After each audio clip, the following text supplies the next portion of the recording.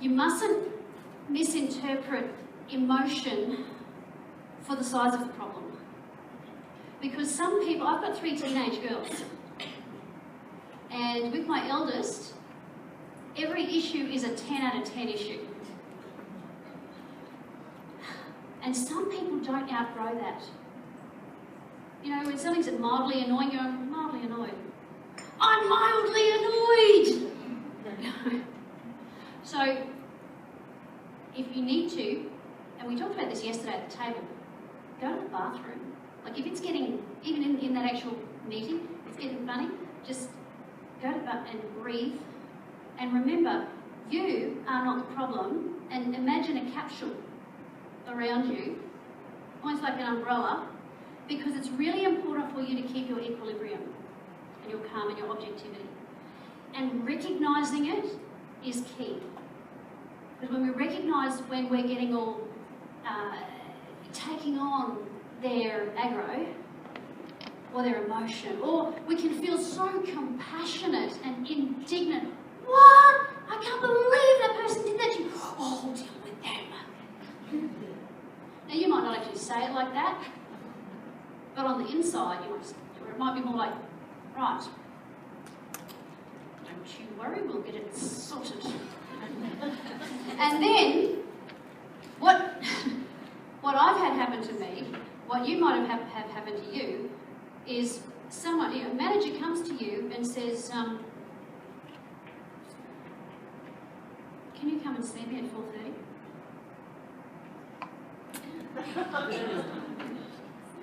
What's this person going to be thinking? They're stupid. What emotions are they feeling? Fear. That is bad leadership. And let me tell you, I'm going to get a little bit hard here. If you actually, I'm sure it's nobody here, a person who even enjoys that kind of power, and some do, they relish it, they love making somebody squirm, makes them feel powerful, they're your troublemaker. They're the one who are causing strife. You don't need that. Is that caring about that person? Is that wanting the best outcome? Not at all.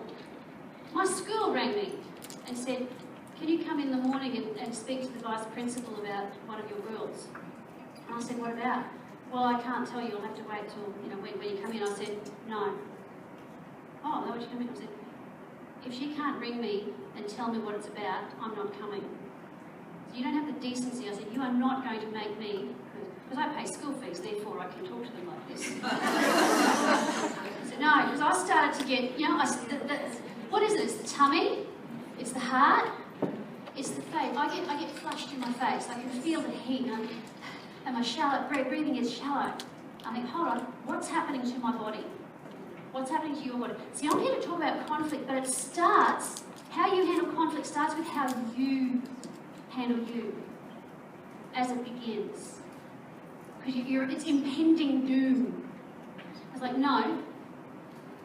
And so I did get a phone call. And it's one of those awkward moments. It was just one of those really just embarrassing. And you just go, oh. And you just have to cop it. And then, I'll talk to my daughter about that. And it's really embarrassing when your kid's the bully. It's even more, I will tell you, it's even more embarrassing when they've decided that, to be the fountain of all knowledge about sex. When, you've had the talk with them and they go to school and go, well, girls, before the other kids' parents have had a chance to talk about it. And what did she say? So I really didn't have a leg to stand on. But I didn't want to be left stewing overnight. That's just mean. That's cruel. Don't do it. And is that going to build your relationship with that person? Of course not. Of course not. They're a person. My theme is when you see the person, you can use all the techniques you like, but if you don't see them as a person, if you just see them as a demographic, they're not going to respond. It's just going to be behaviour modification, which is manipulative anyway. I mean, yes, it works to a degree, but you don't want to build a relationship. You want lasting change, you build relationship with that person. And you can do that, we talked about it yesterday, you can do that instantly with some people. And sometimes it takes a little bit of time to earn their respect. It's really important. So when you have the actual conflict, what you've got to look at, firstly, is it a system problem or a people problem? Yeah? If it's a system, what do? Fix the system. I know I need to get this report done by Thursday morning, but I don't get the information delivered to me till I need it until 4 p.m. Wednesday afternoon. I know you need the report. Well, I just need the report. But I don't get the... Well, I just need the report. You know, no, you're supposed to... No. So what do you need? What do we need to change to get it so that you can fulfill your obligations? See, that's good leadership. Avoidance leadership is that's your problem. You get paid, you just do it. Yeah? Another one might be, you know, I send emails out to all the salespeople, but they don't send their reports in. I said, well, you know, why don't you give them a ring on the phone?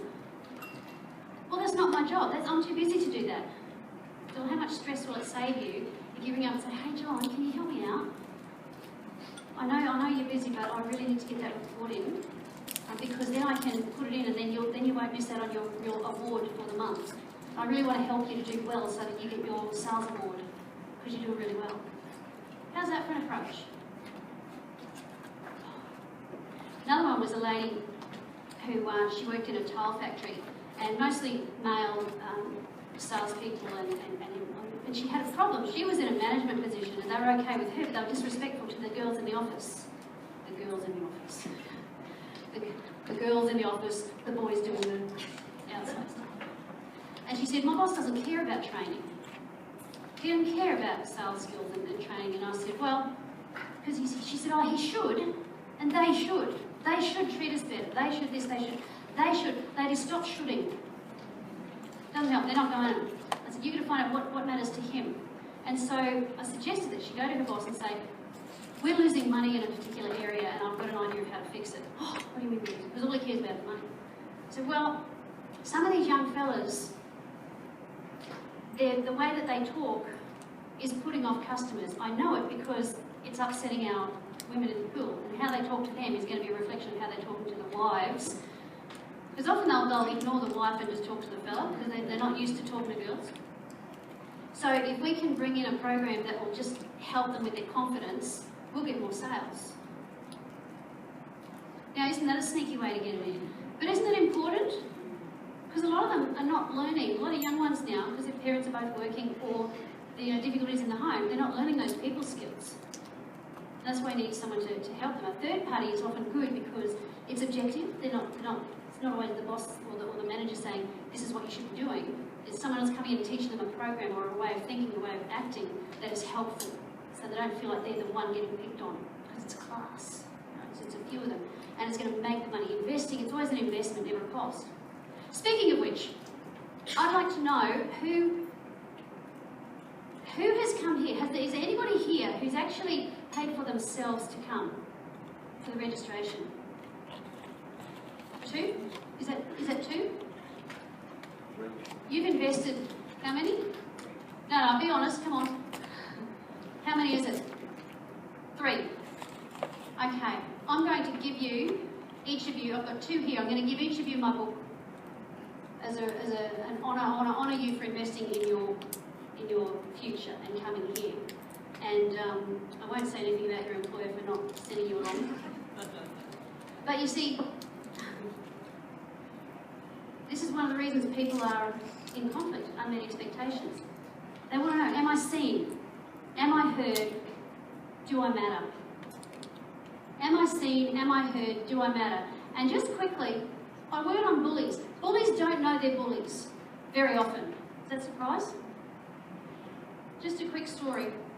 A lady came into my communication skills class. She was sent into my class because she had been reported as a bully. This is a woman who had spent 30 years with an unblemished record doing night shift as a matron. She was the Dragon Lady matron. The one that we were all frightened of when we first started work. But she had no idea that she was that way. And so what I did was I used the communication skills based on profiles to say some people don't get talked to like that. Some people, you remember these? Choleric, melancholic, sanguine, phlegmatic. That's a bit like the DISC, the D-I-S-C. People, person, your bossy people, your friendly people, and then your easygoing people, right? This is a workshop that I do. It takes a day to do well. And when you learn how these people, there's the negative traits. Bossy, picky, needy, passive, when they're on their bad days. Which style? Some people are headliners, some people are detail-oriented, so they nag, they question everything. Some people won't stop talking, and some people won't speak up. Can you see how these correspond sometimes to certain personality traits that people have? What happens is, your detailed person will sit in a meeting and question everything, and other people will get defensive and think they're causing trouble. When really, they're doing what you need them to do, is to question. And when people understand that that's necessary, when I have a class and someone says, my manager is a micromanager and drives me crackers, and I say, well, how do you handle that? Oh, I just make him wait. That'll teach him. How's that working out for you? Well, we have a lot of conflict.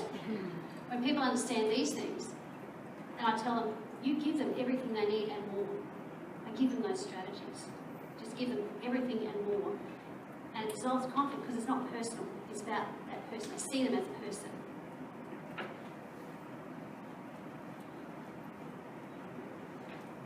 People matter.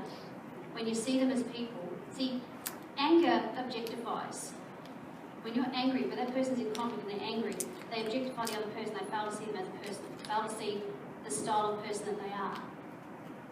And when we do that, that's how Hitler was able to persecute the Jews. He called them subhuman. And therefore, what you objectify, you can mistreat. But when you remember the dignity of the person, it makes all the difference in the world. To me, workshops are not just about how to skill people to be better at work. They're skills that affect them for their life. I'm very passionate about it because a lot of people would not be in prison if they had learned how to manage their emotions and their communication skills and their anger levels and to get some help with what they do. Deeply passionate about what I do. And if you'd like, I'll send you my notes because I've got so much more that I can bring.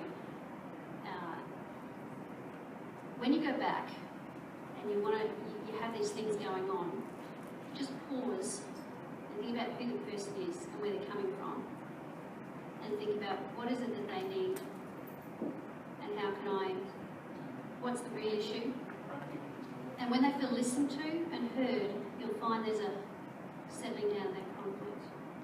But if you'd like to talk to me further about this, because yes, obviously there's a whole lot more to go with that, then feel free. I've got my contact details and I'll be at the room at the back. You know, I spent 8 months in prison with some very difficult people, and it brings me great joy to be able to use what I've learned and in the workplace to turn around and make a difference in the lives of others and in your workplaces. So have you got some things that you out of that you can actually go away and really think about and take the lead on? So I didn't do like the full day, but to give you just the samplings of those things. You can have a program, or you can change the way you see someone, and that will put life into that program and make it so much more effective. So have a great day, and I'll talk to you later on.